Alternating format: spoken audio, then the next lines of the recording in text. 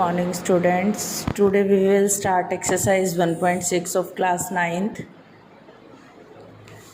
Question number first is find 64 raised to power 1 by 2.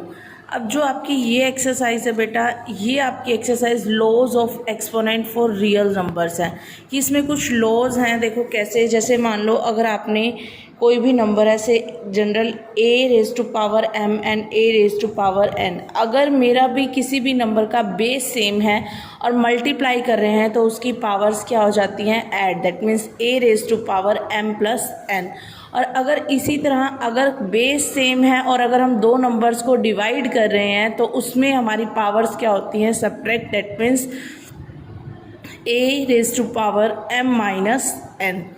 और इसी तरह अगर ये भी है कि अगर आपकी मान लो नंबर डिफरेंट हैं लेकिन पावर सेम है तो आप क्या लिख सकते हो, a into b whole raise to power m। तो हमारे ये बेसिक एक्सपोनेंट यूज़ होंगे। और अगर हम ये कर रहे हैं कि a raise to power m whole raise to power n है तो इसमें पावर्स क्या होती हैं, multiply. That means a raise to power m into n। अब जैसे फर्स्ट क्वेश्चन है आपका एक्सरसाइज का, find 64 raise to power 1 by 2। अब देखो पहले अगर किसी बच्चे को नहीं समझ में आता तो पहले आप ये देखो कि इसके फैक्टर बना लो।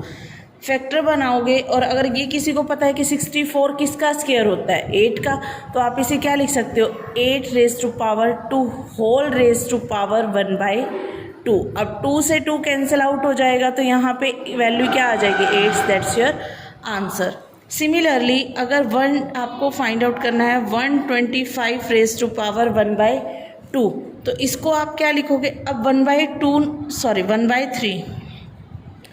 अब अगर किसी को नहीं पता कि 125 तो इसके फैक्टर करने सबको आते हैं, फैक्टर करो। देखो 5 से डिविजिबल है, 5 2 ज़ा 10, 5 5 ज़ा 15, 5 5 ज़ा 25, 5 1 ज़ा 5। अब 5 raise to power 3 prime factor हुए तो इसको आप क्या लिख सकते हो, 5 raise to power 3 whole raise to power 1 by 3। अब 3 से, क्योंकि आप जब 3 इंटू 1 बाई 3 करोगे 3 से 3 कैंसिल आउट हो जाएगा तो आंसर क्या आ जाएगा हमारा 5। That's your answer.